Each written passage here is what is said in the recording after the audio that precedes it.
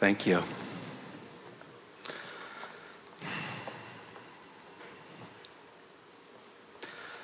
You've answered so many of my questions already, and I just wanted to piggyback on the last thing you said, really, which was about going to sleep and how much rest we get in that period. And one of the... You really don't need sleep. What you need, what you're wanting, what your body benefits from is releasing of resistance. So that's the greatest benefit that sleep gives you, is that you stop worrying about the things that have been bothering you, and you allow your energy alignment to take place. I have a lot of practices that I do to try to stay in the vortex, as you call it. And I notice that for me, one of the most challenging parts of the day is I wake up in a feels like a very small place. And so I start doing my practices to get myself into the vortex. Well, this is an interesting thing to notice, that if you go to sleep in the vortex, you're going to wake up in the vortex. Yes. If you go to sleep out of the vortex, you're going to wake up out of the vortex, because your vibration is right where you last left it, you see. So a very nice thing to do is to soothe yourself, bask yourself to sleep. Lie in your bed and just appreciate it. Just appreciate the fabric, appreciate the pillow, appreciate the well-being, appreciate. But what you want to do is appreciate anything that doesn't take you into that. In other words, if you've got a concern about your body, appreciating your body is at that moment might not be the best plan. If you're wanting a relationship and it isn't working out, then envisioning a relationship isn't the best plan. You want to do what's easy alignment. So Esther focuses on her pillow. She bought a new pillow and she just couldn't stop talking about it. She talked about her pillow as if there were 100 reasons to love her pillow. Jerry would say, "Good night, honey, I love you," and she would say, "I love my pillow." She just really got herself focused upon this, the way the pillow felt, the way it held her head, the way it smelled, the way she felt when she awakened in the morning. In other words, just focusing upon the positive aspects of a pillow put her in the vortex. We're not kidding you. And if you go to sleep in the vortex, you will wake up in the vortex. Certainly in the scope of human events, there are many more things to think about that are more important than your pillow. No, not really. Anything that puts you into the vortex is important, you see. And so here's the pattern that we would encourage. So bask yourself to sleep. And when you awaken, lie there for just a moment and see if you can reclaim that feeling of basking. And then you can go right into a list of positive aspects. In other words, before your feet even hit the floor, you can tune yourself to inside the vortex. And then everything in your day will be better.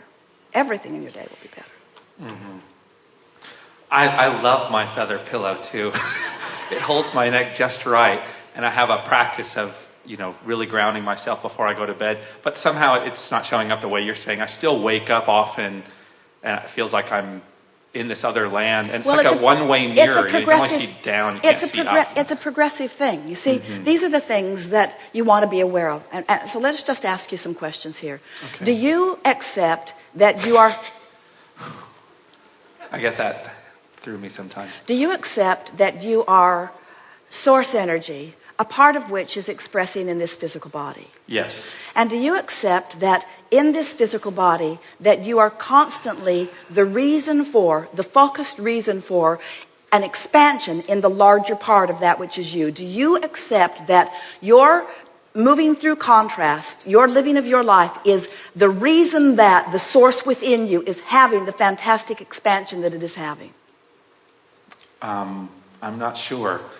I got a little lost in there. Well, we'll start again, because these questions will, and we're not trying to put words in your mouth. We're just wanting to activate within you something that from broader perspective you know. So do you accept that you were non-physical before you were physical? Yes. Do you accept that even while you are here in this physical body, that there's a non-physical part of you that is currently present and active at the same time? Yes. Do you accept that in every moment of conscious awareness start again. Whether you are consciously aware of it or not, do you accept that the vibration of who you really are and the vibration of who you're allowing yourself to be are playing off one another all the time? Yes. Do you accept do you accept that the source within you is holding the highest frequency of what you have expanded to? Yes. Do you accept that unless you're doing that thing you do that sets up resistance within you, that you will be in that highest vibration? Absolutely. So, and there are these habits, somehow it happened, seem like out of my consciousness because I'm not shining the light of consciousness. And it seems like I'm not shining it in sleep. And so I guess I'm concerned about all that time I'm waking up with all this weird stuff. Well, but it's all about what you're doing right before you go to sleep. In other words, it doesn't matter how long you sleep. If you're worried about something and you activate some resistance within you and you sleep for 4 days, when you wake up, that resistance is still going to be within you. Because the vibration is where you last left it consciously. You have to move the conscious vibration, you see. That's why, as we talk about coming into the vortex and milking it, and coming into the vortex and milking it, so that it's just your propensity for that vibration. Yes. Let's start at another place, because we can feel that we've activated some confusion around the room, and we want to be very clear about this. You're going to like this when you discover it. So,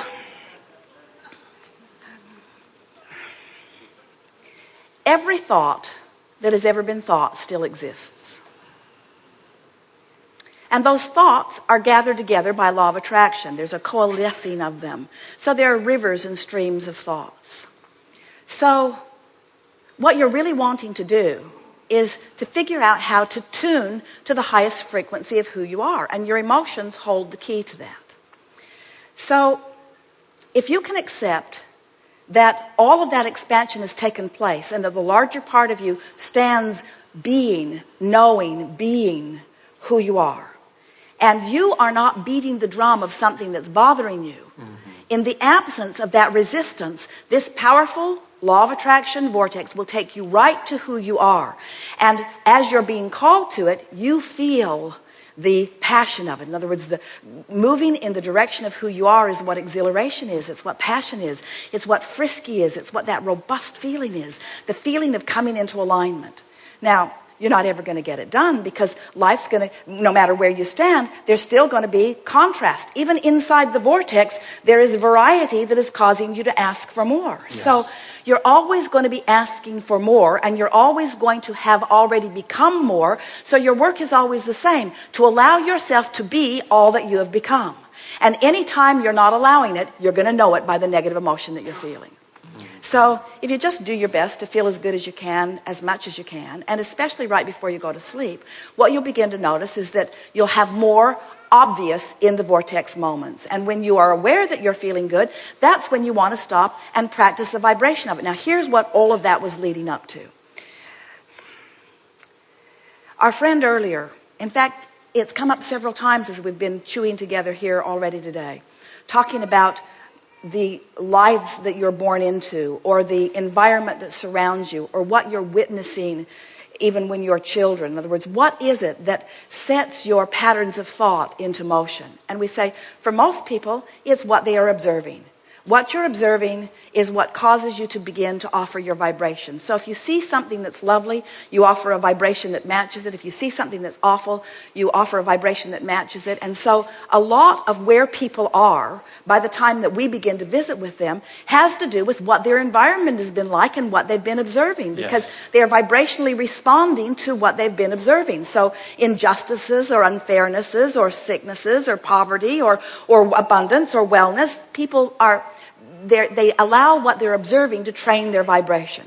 But that's because when they were first born, the people around them said, look at me and please me. Now, they were born with emotion that was saying otherwise. They were born with emotion that said, this love really feels good, and this hate really feels bad, and this confidence really feels good, and this uncertainty really feels bad. But a lot of people still were sort of swept away by what they were observing. The details of their life caused them to establish the patterns of thought. So as we visit with someone like you, you have all kinds of patterns of thought. Some of them are serving you well, and some of them are not serving you very well. But the thing that we really want you to hear from us is that law of attraction is going to deliver to you the thought that matches where you are. In other words, where you are is where you are. Where you are is where you are. If you're having an unpleasant conversation with someone, it's likely that you're going to have another one and another one and another one. It's likely that you're going to stew on it. It's likely that you're going to turn on television and see something similar to it. It's likely that you're going to check your email and there's going to be something else there, because law of attraction is going to keep mimicking and reflecting back to you how you feel. So how does someone move themselves into a better feeling vibration? How do you make the adjustment? How do you find something? How do you move? Because law of attraction is not helping you out. Law of attraction says, oh, you don't like that, then you won't like this either. And oh, you don't like that, then you won't like this either. And oh, you don't like that, then you won't like this either. And so, how do you break that? How do you break that cycle? Shift focus. But how do you shift your focus when law of attraction is dishing out the ideas? When law of attraction is dishing out the next. In other words, you can be focused on something in the moment that is unpleasant. Before you know it, you're remembering that bad thing that happened and that bad thing that happened, and now you're standing in line in the post office, which was bad enough, and then somebody else is talking to you about the thing that happened to them, and it's just a spiral that keeps going. So now we're building up to something, because we want you to follow this track. So trying to change the thought is not going about it the easy way, because the thought that you're most likely to think is going to pretty much match the thought you've been thinking. It's like a war. In the same way, it's not like a war. It's like law of attraction saying here's more, here's more, here's more, here's more. It's a war in the sense that it's not who you really are, and you don't want to feel bad.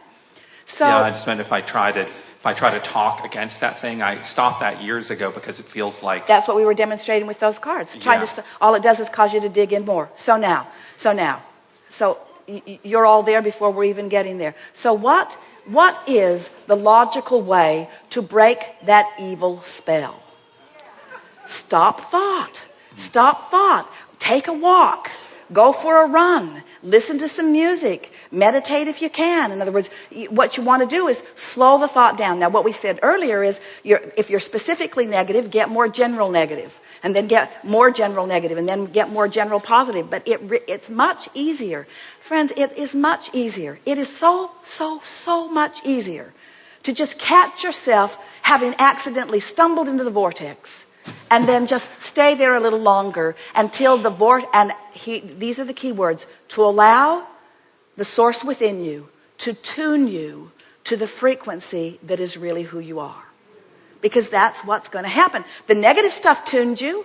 It took a long time, but the negative stuff did tune you. You can allow the positive stuff to tune you. And it will. It is all day, every day. If you could stand in your vortex where we are and see what we see, you would understand that you have the resources that creates worlds wrapped around you all the time. Always rooting for you, always knowing your value, always loving you, always knowing your capabilities, always knowing where you are, always knowing what you put there, always knowing that it's all good, always knowing that you're going to get there, always knowing that it will manifest, always knowing that it doesn't have to manifest in order to feel it. And that really is the message that we're wanting you to get here in this moment in time. If you could be happy for the alignment and the feeling that it brings, and disregard the manifestation that hasn't come round yet, if you can feel the feeling of it and align with the feeling of it and align with the power and the clarity of it and practice that vibration enough, then you'll have clear sight. The vortex will reveal to you, or better said, you'll be in a place where you will be able to translate into your manifestational world what's already vibrationally in the vortex. You followed that, didn't you? Mm-hmm. You were right there. Yeah. Yes. Thank you. Yes, indeed.